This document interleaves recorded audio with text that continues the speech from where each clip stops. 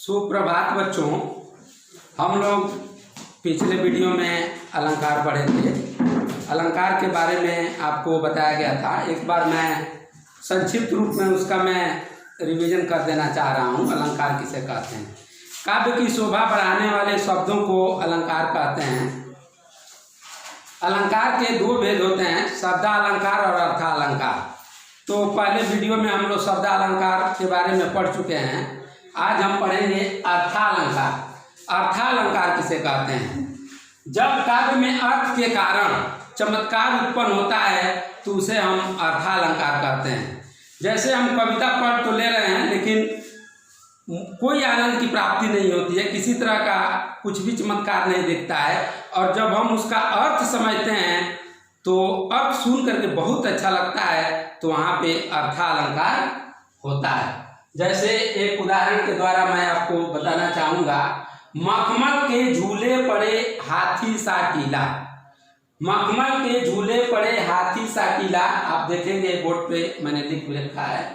इस पंक्ति में बसंत के आगमन पर उसकी सज धज और शोभा की सादृश्यता किसी महंत की सवारी के साथ करते हुए चमत्कार उत्पन्न किया गया है। जैसे हम इस लाइन को पढ़ रहे हैं तो हमें कुछ भी समझ में नहीं आ रहा, इसलिए कि हम इसका अर्थ जब तक नहीं जानेंगे तब तक हमें यहाँ कोई चमत्कार उत्पन्न नहीं दिखेगा। तो इसका अर्थ यह होगा कि बसंत का आगमन ऐसे हो रहा है जैसे किसी महंत की, किसी बड़े राजा की सवारी आ रही हो, उसी प्रकार बसंत का आगमन होता है। तो यह सुन करके ऐसा लग रहा है कि यहाँ चमत्कार हो रहा है, तो इसलिए यहाँ अर्थालंकार होगा। अर्थालंकार के भेद। अर्थालंकार के चार भेद होते हैं।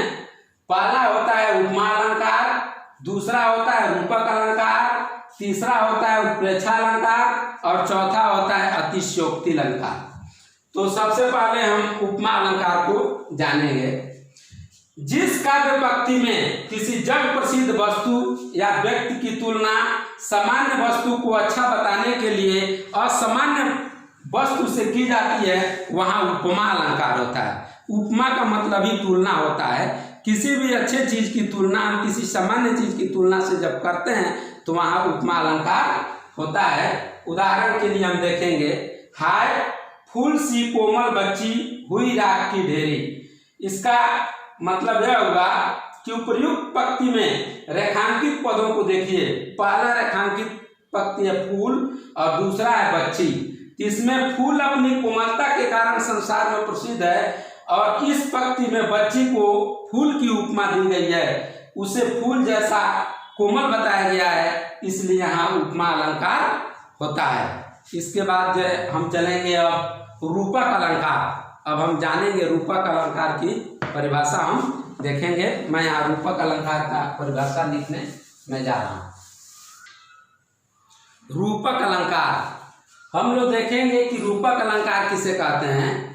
जब प्रसिद्ध वस्तु से, यानी संसार में जो भी प्रसिद्ध वस्तु है से गुणों की समानता को दर्शाने के लिए किसी सामान्य वस्तु पर उसकी समानता दर्शाने के बदले सीधा आरोपण कर दिया जाता है, उस पर तुरंत जो है आरोप लगा दिया जाता है, तो वहाँ रूपक अलंकार कहते हैं।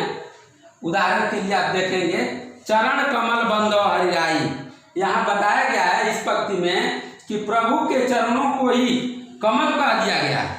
बताया गया कि प्रभु चरण कमल बंदो हरिराई, तो इसमें प्रभु के चरण को ही कमल कह दिया गया है। यही आरोपण या अभेद कहलाता है, यानी उनको उनके पैर को ही डायरेक्ट जो है कमल बता दिया गया है। तीसरा अलंकार हम लोग देखेंगे उत्प्रेक्षा अलंकार। जहाँ एक वस्तु में दूसरी की संभावना या कल्पना हो वहाँ उत्प्रेक्षा अलंकार होता है। उदाहरण के लिए आप देखेंगे, उस काल मोर क्रोध के तनु कांपने उनका लगा, मानो हवा के जोर से सोता हुआ सागर जगा। इसमें उत्प्रेक्षा किया गया है, एक वस्तु में दूसरी की संभावना दिख रही है। चौथा होता है अतिशयोक्ति अलंकार। इसके बारे में आप लोग जानते हैं, अतिशयोक्ति का मतलब होता है किसी वस्तु को बढ़ा चढ़ाकर कह देना, उसे ही हम अतिशयोक्ति कहते हैं। जब किसी गुण या स्थिति को बढ़ा चढ़ाकर कहा जाए तो वहाँ अतिशयोक्ति अलंकार होता है। उदाहरण के लिए देखेंगे, बाण नहीं पहुंचे शरीर तक, शत्रु गिरे पहले ही भूख पर। इसमें बताया गया है कि अतिशयोक्ति अलंकार में थोड़ा सा हंसने वाली भी बात आती है, यानी छोटी सी भी बात को हम बढ़ा चढ़ा कर कह लेते हैं कि बाण अभी चला ही नहीं तब तक जिसको हम मारने जा रहे हैं वह जमीन पर गिर गया, बाण अभी निकला ही नहीं तब तक वह गिर गया। दूसरा उदाहरण मैं आपको दे रहा हूं कि बालों को खोलकर मत चला करो, दिन में रास्ता भूल जाएगा सूरज। यहाँ नायिका के काले बालों की तुलना किया गया है। कहा गया है कि क्या ऐसा हो सकता है कि एक जो है कोई स्त्री काले बालों को खोलकर चले और उसके बालों के कालिमा से इतना अंधेरा हो जाए कि सूरज अपनी रास्ता भूल जाए, तो यह कभी संभव नहीं है। तो यहाँ पे अतिशयोक्ति है, यानी बढ़ा चढ़ाकर कहा गया है। अब हम इसमें और भी कुछ बिंदु हैं, जैसे उपमेय और उपमा, जिसका भी चर्चा हम आगे चल करके करेंगे, और अलंकार हम यहीं पे समाप्त कर रहे हैं। इसको आप लोग अपनी कॉपी में नोट कर लेंगे, पूरा लिख करके होमवर्क में यही रहेगा। उदाहरण सहित आप लिखेंगे, फिर उसको जांच किया जाएगा।